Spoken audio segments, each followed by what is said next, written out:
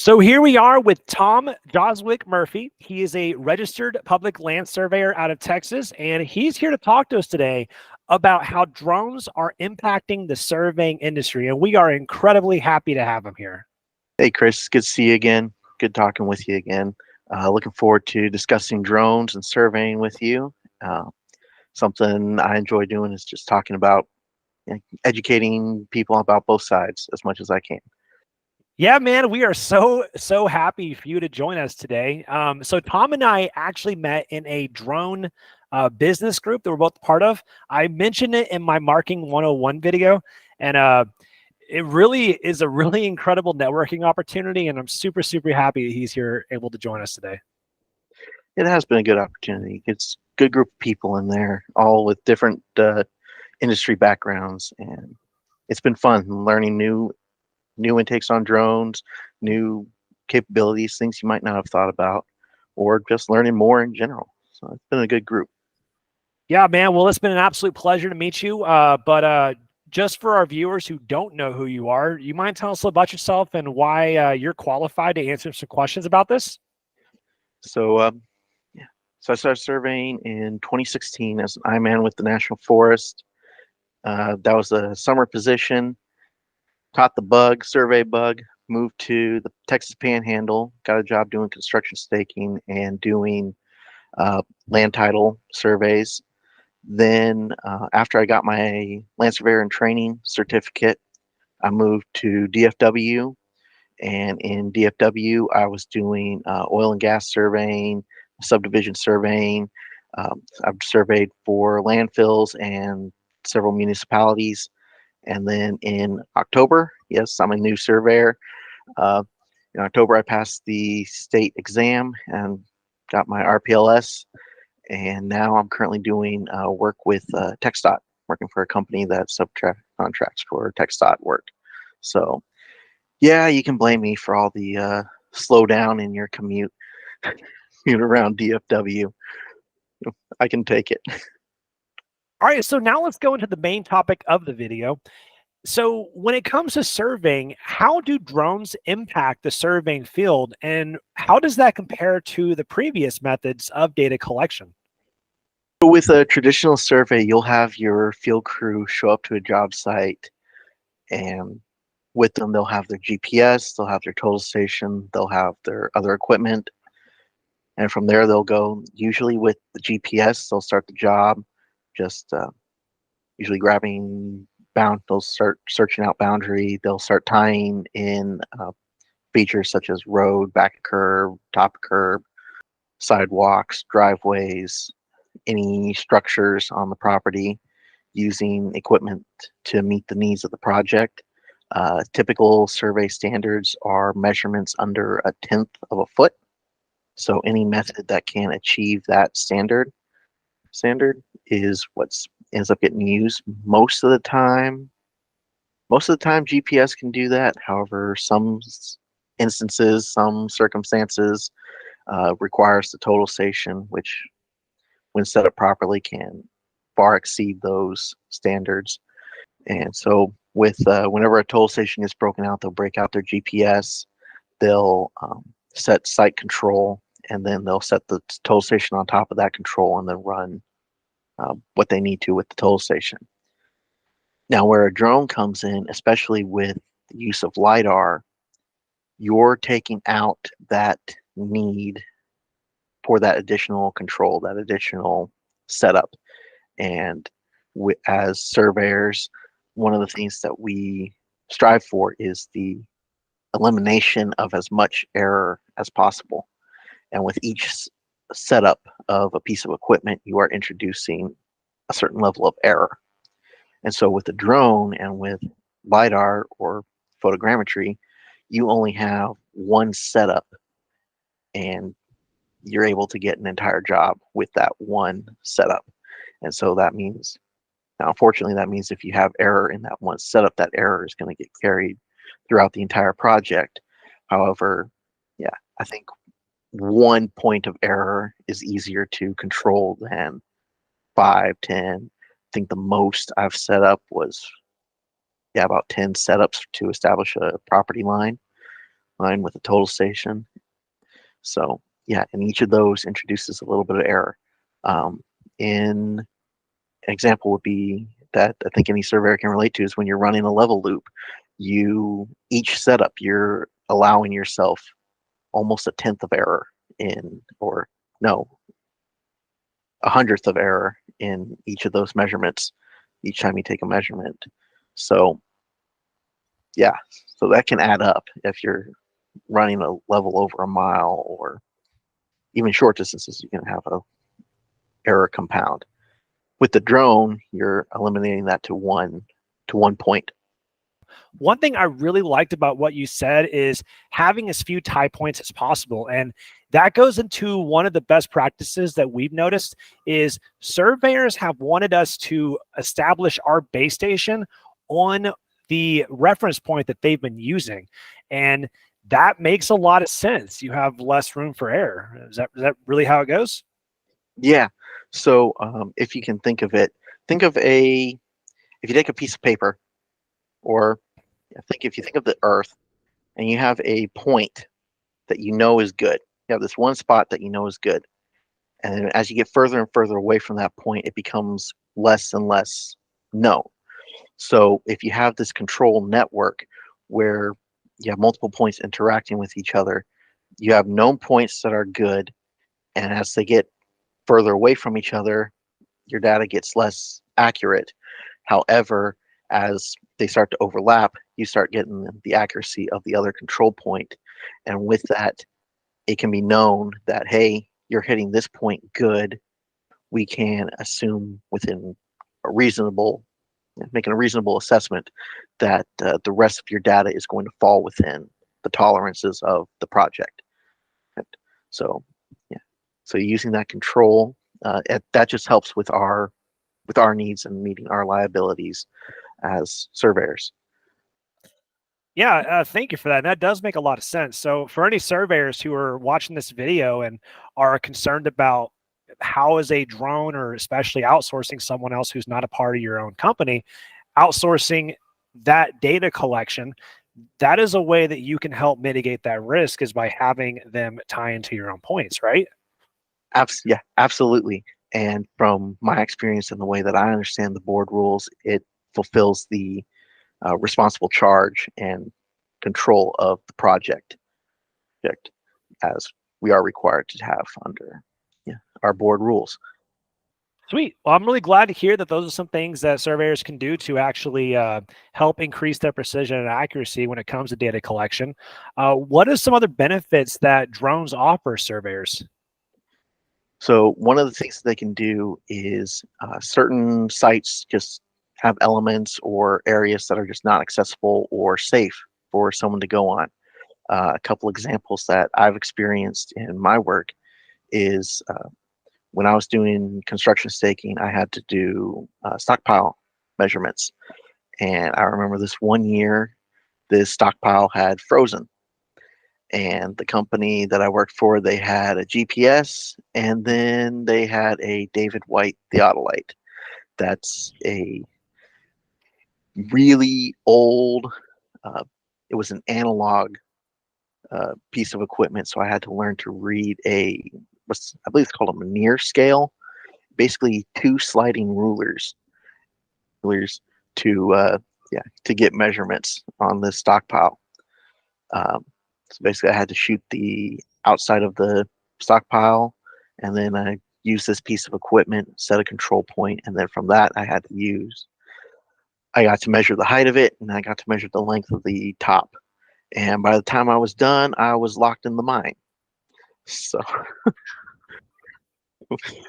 yeah, but Okay.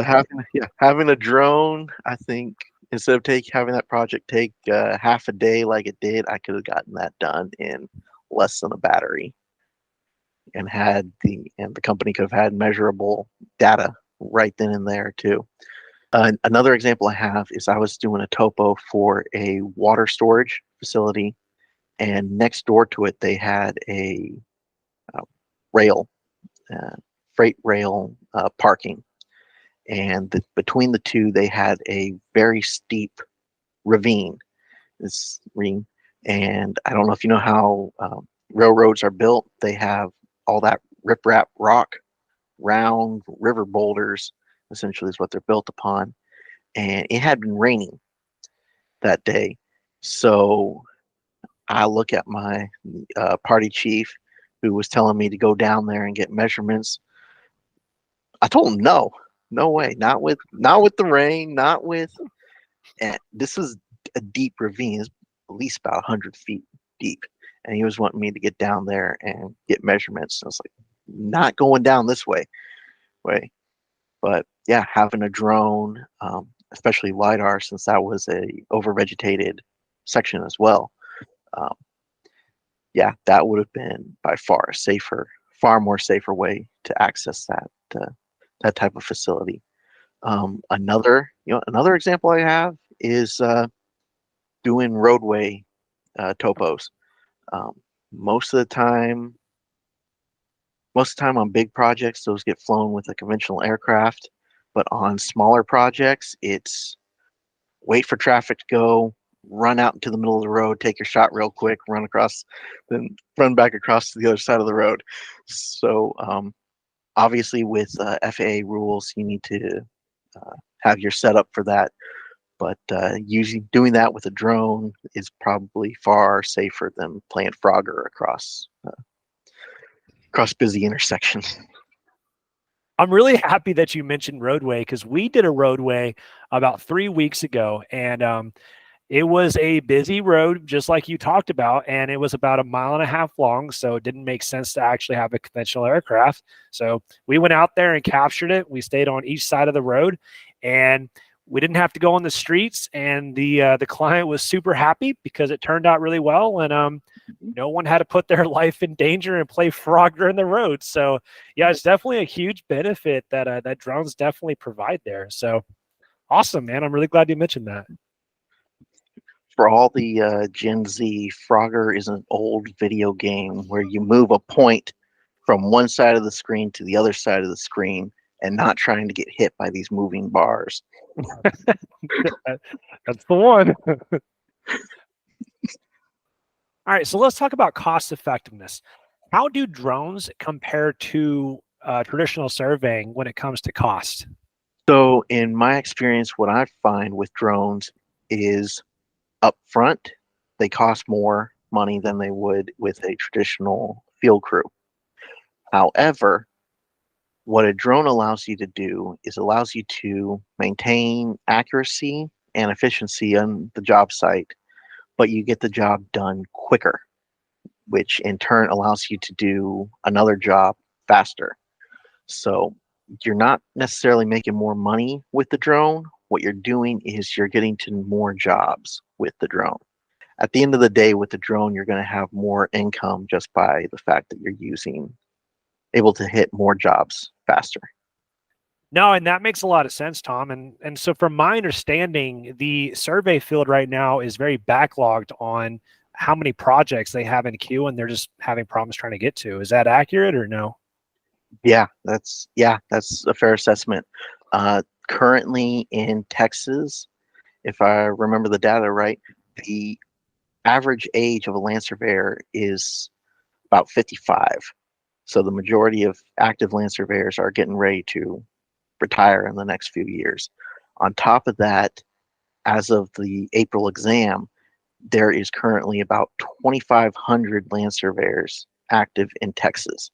Compare that to the overall population of Texas of about 26 million people, of that, only 2,500 are active land surveyors. And with our state's current infrastructure needs, including residents and road construction, there's backup. There's a need. Yeah, I can also attest that's the same way nationwide as well. I know we've contacted people and their inbox will actually say, "Hey, if you're looking for a survey, just be aware it's a 3-month wait." That's Yeah. in their inbox, trying to discourage people from actually, submitting any sort of survey request unless they really need it. So, um, it's not really the cost; it's getting all of these projects out of backlog and just trying to get you all caught up. And that's where I think that these outsourced LiDAR and orthomosaic guys can really help surveyors as long as they're doing the right things. Absolutely. Yeah. Yeah. That was, I was seeing that same thing too. One of the companies I worked for, it was their standard saying, hey, the next time we can get to these jobs is 3, 4, 5 months out. Here's a list of other companies you can call. So, wow, that's yeah, insane. If you're watching this video and you do enjoy this sort of content, let us know in the comments below. I have other guests who have expressed interest in also coming on in a similar manner, and I know Tom probably would as well. So if you have any questions for him, absolutely. I'd be more than willing to come back and answer any questions you guys may have. I cool. enjoy discussing surveying, enjoy discussing drones. Awesome. Yeah. So leave in the comments below any questions you guys have. I really do want him to come back on, but give us some things you want us to talk about. So, all right. Well, if it's okay with you, Tom, let's go ahead and shift focus a little bit and focus more on LiDAR and how it impacts the drone industry specifically. Yeah. So I'll start with basically what LiDAR is and how it's been used or how that technology has been used in surveying to begin with. So as you know, LiDAR stands for light detection and ranging. So similar technology has been used in surveying in the use of total stations when EDMs were first introduced to or combined with a theodolite to create a instrument that not only measures angles, but now it also measures distances. And um, with that system, you would have a prism on a pole that you would go out and you would do your measurements with. Nowadays, that can be done without that prism. So you can do what we call a reflectorless shot. Now, a LiDAR unit takes this concept to the next level, and essentially, your entire project is being measured reflectorless. Uh, Pros and cons with that. Sometimes a reflectorless shot doesn't always get the exact accuracies that you need, as with that prism. Um, Prism being it's just a mirror that sends it back. So you can imagine with a solid surface versus a mirror, it doesn't necessarily reflect as well back.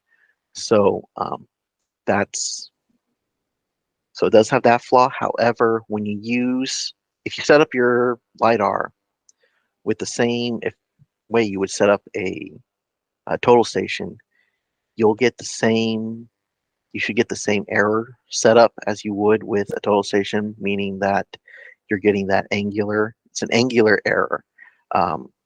Something I would say that's a misconception I see with how LiDAR is being sold, and that it advertises as similar to a GPS unit, which is a circular error.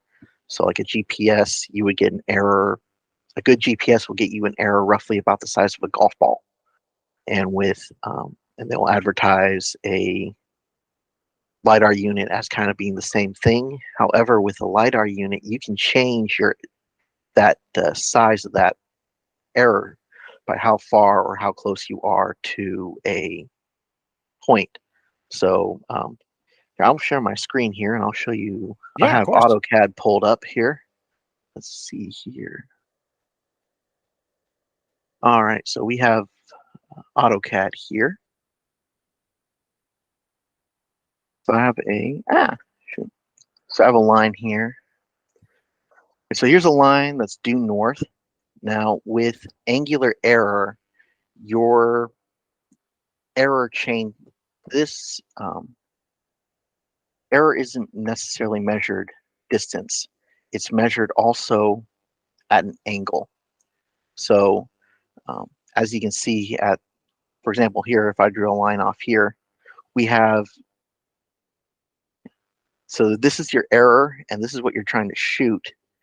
Depending on how far away you are from your instrument down here, the error you have can be compounded, and this is also plus or minus. So, for example, if you look at the Rock 360, and I'll compare it, I did some comparison with the Rock 360, the Trimble SX12, and the BLK, the Leica BLK 360. Mhm. These are some common common tools that are out there. Um, the Rock 360, they advertise it as having 2 to 5 centimeters of error at, I think it was 85 meters. So if you do the math on that, it comes out to about a 2 second error.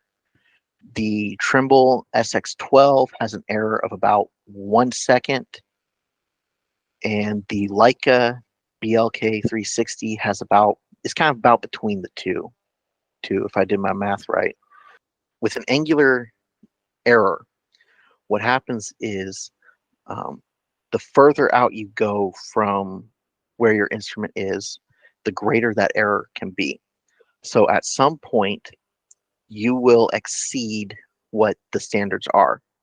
And an example I had on this was I had on one of my road construction projects, one of the other surveyors was out there. He was doing the stakeout with the total station, and he ended up taking shots at about a mile from his total station. His total station had about a 2 second error. No, sorry, it was a 3 second error. His total station had a 3 second error, and by the time he was at about a mile from his total station, we were starting to see his stakes being off by about a foot. Yeah. So we were correcting that with our GPS, and making sure that we fit what the engineer had designed. Um, Also, for the surveyors watching, yeah, that's not how you do a total station setup. Uh, with a total station, you're gonna have a back sight, and you never shoot further than your back sight. Again, this comes down to project control. Like kind of how we said before, you're eliminating error with your control by having your back sight. You're basically checking in that control, that you're holding this line as good, and then as soon as you start to exceed that point, you're no longer sure that area is good. And the same is true with LiDAR. You have this, it's a rotating mechanism that shoots a laser out, and then that return signal is recorded as an an angle and a distance. So LiDAR is recording an angle and a distance with every shot. And from that, it knows where it is.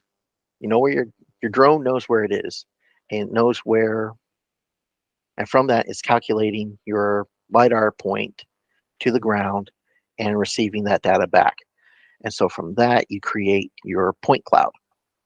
Now, um, having 2 seconds of error, 1 second of error, that just knowing that is the big thing, because once you know that, okay, after this distance, I cannot shoot a target this far without it exceeding the project standards.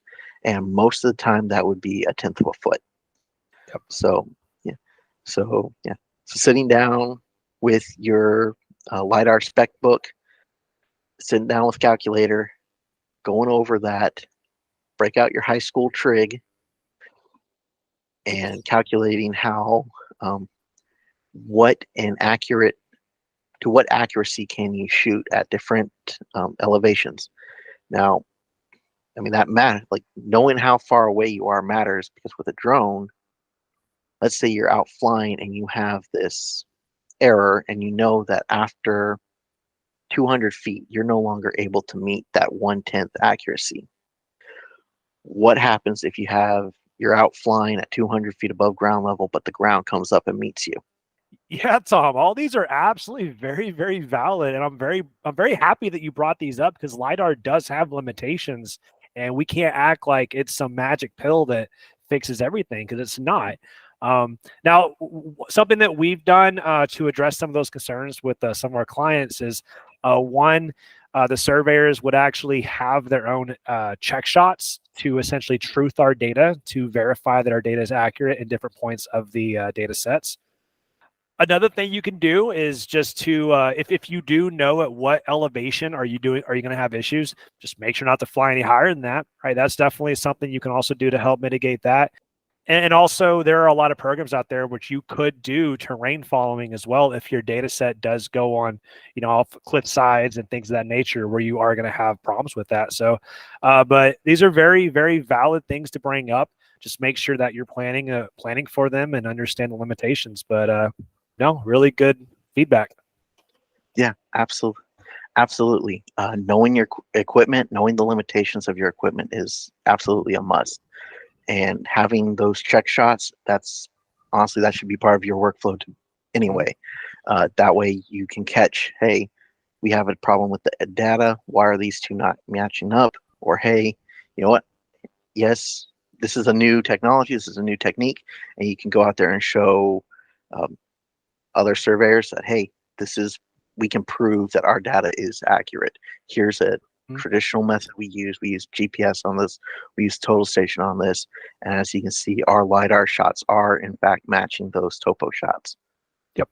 Yeah, I know we've done demonstrations for clients before just to essentially prove ourselves to surveyors and say, hey, you've already done these captures, compare it with our data set and see if they line up. That's something that we've done before, and it's went really well. So yeah, so for our viewers at home that may not know, would you mind going over what a check shot and what a ground control point actually are? I know we've used that terminology in this so far. So with a ground control point, this is a control point that you are using to align the rest of the project to. You're going to line up your data to this point.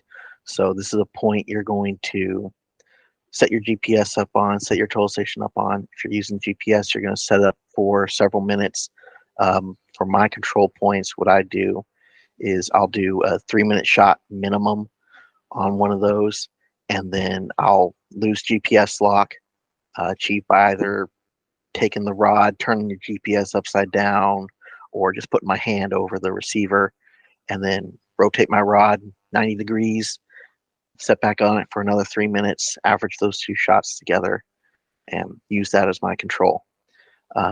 Your check shots, typically those are just your regular topo shots. These are like short 3-second shots, 3 5-second shots that you do, and just to verify your data. Honestly, a 3-second shot on top of your control point is that's also part of my workflow. It's something I would recommend. Just at the end of the day, take a shot on top of your control, check in, check out each time you come out onto a site, so you know that you're going to be shooting on the same line that you have been. Awesome. Yeah. Thank you for clarifying that for our viewers. Definitely, those are two things that should be done every time. And that is the number one question that we get from surveyors is how do we set ground control and how do we verify? So I just wanted to make sure that was a double touch on. So thank you. Yeah, you're welcome. So Tom, I was pretty surprised the first time that I found an actual RPLS in a drone networking group. So why were you there? What interest with drones do you have, and how does it relate to surveying? So I've had an interest in drones really as long as I found out about them. When I was up in the Texas Panhandle, I found that drones can be a valuable tool in surveying, and particularly because of what they can do. They can do those elements. They can speed up your job. They can take care of these elements that they can take care of the broad elements and allow your field crew to focus more attention on the details of a project rather than just wasting time doing your broad topo on the project. I also enjoyed the fact that they could do stockpiles very easily.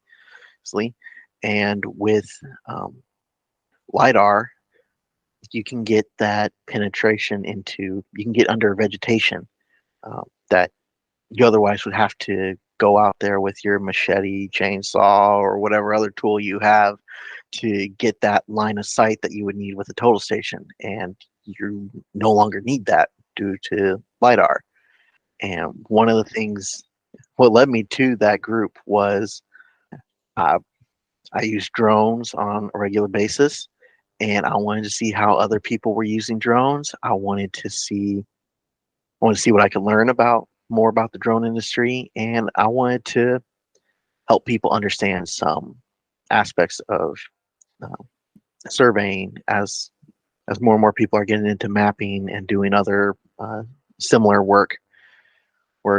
Just kind of line them out, help them understand that, hey, there's an industry out here, and also basically bring them into the fold a little bit more, help bring interested drone pilots into the surveying fold, so that way, mostly as we've been talking about, assure that the data that drone pilots are collecting can meet the standards that we as professional surveyors need to meet, and that way we're not getting uh, conflicting information. I can say at one of the places I've worked, we were hired because of a drone pilot that put property lines on a real estate image, and yeah, and the neighbor was like, "Hey, this guy is saying saying that my fence is on their property. Can you come out here and confirm that the fence is in the right place?" And we went out there and surveyed it, and sure enough, hey, if that guy wanted to, he could move his fence over. He could move his fence 10 feet over towards the neighbor's property if he wanted to, too. So yeah, so just making sure. Basically, I'm working with the drone guys because I want them to have the knowledge that they need, so that way myself as a surveyor is not going out there and constantly correcting their work. I want their data to be as good as our data and bring them into the fold. Yeah, I could absolutely attest. Tom is a really, really good guy, and he's actually helped us multiple times. I know you've helped us correct datums and use NOAA and everything else. So we really, really, really do appreciate all the help you've given us personally. And I, yeah, absolutely. Thank you so much for being a part of this. Yeah, I enjoy working with you, and yeah, seeing how you're using this. All right. Hey, thanks, Tom, for clarifying some of those limitations and really setting expectations on what LiDAR is and what it isn't. Can you talk more about the benefits and how LiDAR can be used in the surveying field? Yeah. So I had, as part of a workflow that I had, we would fly missions with photogrammetry for this one client. And then we went out to this one site, and part of the project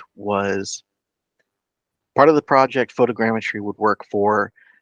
The rest of the site, we had thick vegetation, tall trees, and part of it was unmowed grass. Uh, the site knew that in the unmowed grass they had some sort of drainage ditch running through there, but they didn't know where. And then under the trees also represented were near their property line, but there was also a drainage going through that area as well. So these were two elements that we were going to try and locate. We flew what we could with photogrammetry, and then we flew that dense tree area with LiDAR, and we flew that overgrown grass area with LiDAR. With the LiDAR, we were able to find the irrigation ditch, and I'll say this is a small ditch. It's maybe only 1 or 2 feet wide of a ditch, and we were able to pick that up with the LiDAR. Um, we were able to pick it up with a DJI L1 LiDAR. So yeah, we were able to do that.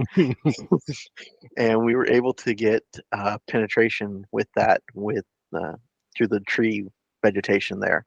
Um, yeah, as you can get from our reaction, the L1 is DJI L1 is not a very strong LiDAR unit. Um, but yeah, we were able to get vegetation penetration even with a unit such as that. And with that, previous times this site has been flown, you would get my boss called it glassing of the contour lines. The contour lines just looked like shattered glass through that area. But Yep. when we integrated the LiDAR elements into that project, those areas where we had that glassing, it cleared it up, and we were able to get clear continuous 1 foot contours across that area. Yeah, the vegetation penetration side of LiDAR in surveying is what really just blows my mind and is a really, really awesome selling point for surveyors. We actually had a surveyor in Idaho we were talking to who said that he kept hiring drone guys to go and capture this densely forested area, and he's not happy with the quality because he keeps getting that glassing effect. And we said, Mhm. have you tried LiDAR? He's like, what's that? We're like, really? So we showed him some data sets, and he was quite impressed with them. So Mhm. yeah, it's always really fascinating, this technology and what it can do and how you can capture that data set that's underneath some dense foliage. So Yeah. Yeah. I mean, the other option is you get out there with your machete and you start hacking away and using your equipment to try and break a hole through yeah, this absolutely. vegetation.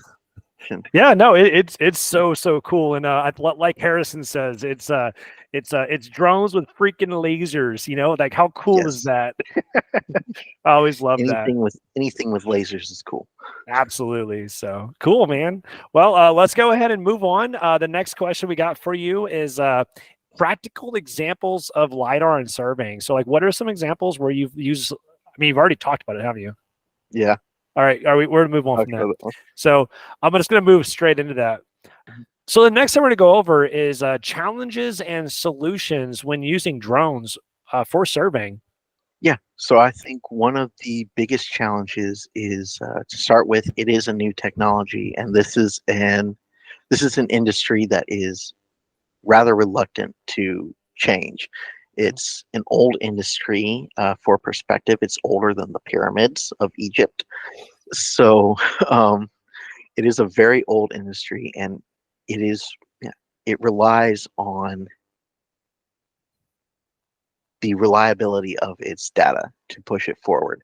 And so a lot of surveyors are reluctant to accept new technology. I see articles talking about surveyors still using plane tables, which is a technique that George Washington used. Um, this is and this is the latest technology. So it's you have the questions of how good is it? How accurate is it? Can it meet our needs? And the answer is yeah. If you know what you're doing with it, you can get it to meet the needs that we have as surveyors. Another big thing is that, yeah, it is costly to get into using drones. I mean, a lot of these drones, a lot of these LiDAR units cost as much as a new truck. So, but at the same time, granted, I heard this from the sales rep. Some companies were getting their drone paid off in the same year that they bought it. So, um, that is a big challenge that people have. Is it is a new technology, and just learning how to use it. For me personally, one of the big things, one of the challenges that I'm finding is processing data. Just learning the data processing mechanisms. Um, I'll say I enjoy it. It is fun to watch this data come together, and you have a digital model sitting on your computer of the job site, and then being able to go through and you can see the power lines, you can see the fences, and all these things that you're like, dang, this is something else. Um, and on top of that, I didn't have to spend the whole like week shooting all those power lines and the uh, fences with a rover. So yeah, but yeah, if you can, I would say one of the companies I worked with that integrated drones and LiDAR into their workflow, what they did was they spent uh, several weeks. They would go out and shoot a project in the way they normally would, and then they would also fly it with the LiDAR drone, and then basically just take the two data sets and compare it, see what the workflow was, see how it worked with their projects, and they found that okay, if we use it on this project, it makes sense. On this project, it didn't quite make sense, but they had a set of data that they could compare the projects to. They can compare the drone data to. They can compare their traditional methods to. And from that, they were able to integrate it more. Yeah, they were able to integrate it into more and more projects especially once they knew what they were doing. The points that you brought up are absolutely valid, and we have heard the same sort of concerns and same sort of stories across the country. Going out there and capturing the same data set with a drone and also in traditional methods is definitely a really good way of doing a proof of concept to make sure it works. I know a lot of DSPs, including our own, will go out there and, prove ourselves. And, we need to prove this new technology to surveyors so that they can be confident that the data is actually accurate to the standards they need. So we've done free demos for people, and I'm sure if you ask us and if it makes sense, we'll go and do it again. Here, I just want to add something. Yeah, of course. Yeah, and that's another way to get into LiDAR is hiring companies such as yours at Blue Falcon Aerial. Hiring you guys could definitely be a way to get people into. Yeah, absolutely, and we're definitely interested, and we do travel nationwide. And this is not just a play on us, but just the technology as a whole. It is such a really, really awesome technology, and I love seeing people's faces just light up when they fully understand and grasp how just revolutionary this stuff is. So it really is. For one of the companies we're working with, we went out and did a test project for them, and we showed them, hey, yeah, this is the data set you have, data set we have, and now we are being integrated directly in their workflow like all the time. It's nuts, and they're recognizing that, hey, there's some serious potential here. Yeah, so and back to the cost stuff. Yeah, LiDAR is not cheap, especially if you want to get the correct precision and accuracy that you're going to require. You're going to have to spend some serious money for this. And like we were joking about the L1 earlier, the L1's not as accurate as some of the other stuff. And so you can always hire a team like ours to go out there and capture for you as a stopgap until you do get your own systems. And even if you have your own systems, you're still going to have your own pilots and process the data correctly and things of that nature. So, like we could always be a permanent solution or at least a semi-permanent solution until you do have the volume to justify and get the proper people in place. But it's a really, really awesome technology. And I like seeing this technology being used because it is so revolutionary. And I think it does have tremendous potential. All right, Tom. So let's shift focus a little bit and go into like the future of drones and particularly LiDAR in the surveying industry. What do you see happening from here? So when it comes to the use of drones and LiDAR in surveying, I think the technology is advancing fast enough to reach a point where you could do an ALTA, which is, for those that don't know, that's kind of the gold standard of surveying. I think we're reaching a point where we can achieve those standards with drones, with LiDAR, and honestly, once that happens, I mean, the game's over. So I'm going to say it there. Yeah, once we can reach those standards of under a tenth with a drone and with LiDAR. So throw in the fact that you have these tools coming out that can pull out your line elements such as your fences, your edge of building, your sidewalk and driveway and other features on the property. As soon as, I mean, now that we have those coming out here, you're looking at doing ALTAs, I mean, in 30 minutes. Easy. So yeah, once we reach that point, I think drones are going to become necessary, and I foresee LiDAR and drones essentially replacing total stations. A bold statement. You sure you're going to say that? I'm saying it. I'm going to say Okay. I'm going to say I'm going to say like come 10 years, we're going to be going total what? Yeah, I know we've had this conversation before, and when you first told me, I was like, "Oh, really?" And I haven't had a conversation. My buddy's like, "Oh, that's a bold statement coming from a surveyor." All right, Yeah. well, I'm really curious to see what happens. I think the sky's the limit right now as far as what the possibilities are with this technology. So yeah, and I'll throw in, I've already seen I've seen LiDAR units that have, I've seen terrestrial LiDAR units that have GPS integrated into them, meaning you don't need to set ground control to operate your terrestrial LiDAR. And I've seen, um, as I mentioned earlier, that Trimble SX12. It's a total station and a scanner, so it does both. So with that one tool, you can do your boundary and you can scan your other elements, and then throw in a tool that can pull out your line work. There's your project right there. One instrument. Man, that's getting us excited, man. Let's see what happens. But Okay. so uh, um, so so Tom, could you give a final message? If you could say one thing to surveyors, what would that be? Drone operators are here. They're not going anywhere. They're not here to take our work. If anything, I think it's on us to help bring them in. Let's bring drone operators into the fold. Let's show them the techniques. Let's bring them into the speed.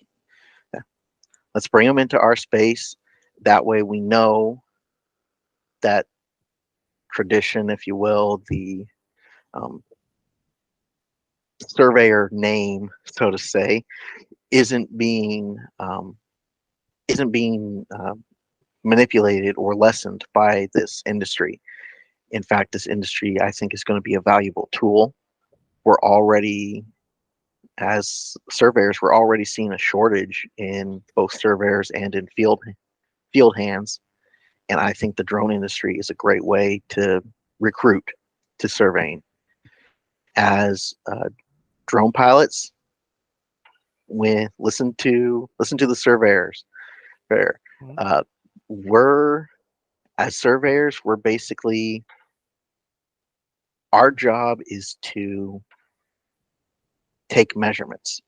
Our job is basically to be the most expensive measuring tape you're ever going to find, and to be the most accurate measuring tape you're ever going to find. So if we're saying that, hey, what you're doing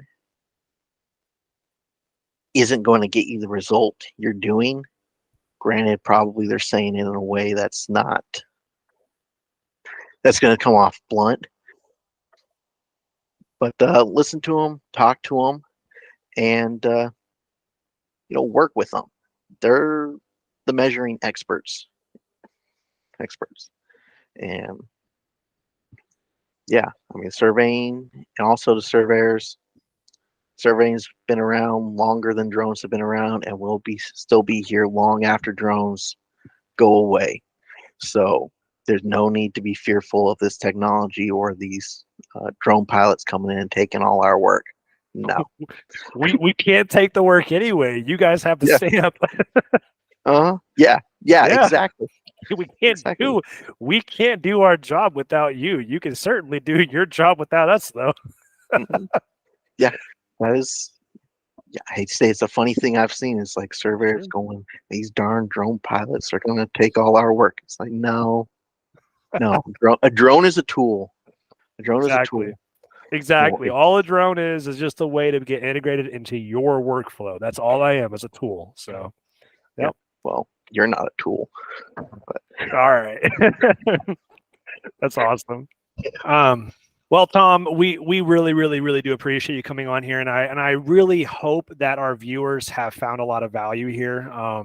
I think this has been tremendously beneficial, and I wish you were around when I got started. That's for dang sure. So, so where can people find you if they want to get in contact? So I'm in a couple of the Facebook groups that we mentioned, including the one that we got started in, or for the our drone business group. Also on the there's that commercial drone group on Facebook, and that drone mapping and surveying group on Facebook. Both of those, I'm in those groups, and if you want to reach out to me that way, that's fine. Otherwise, leave a comment. I'm sure Chris will invite me back here. Hopefully I haven't scared him away. Nope.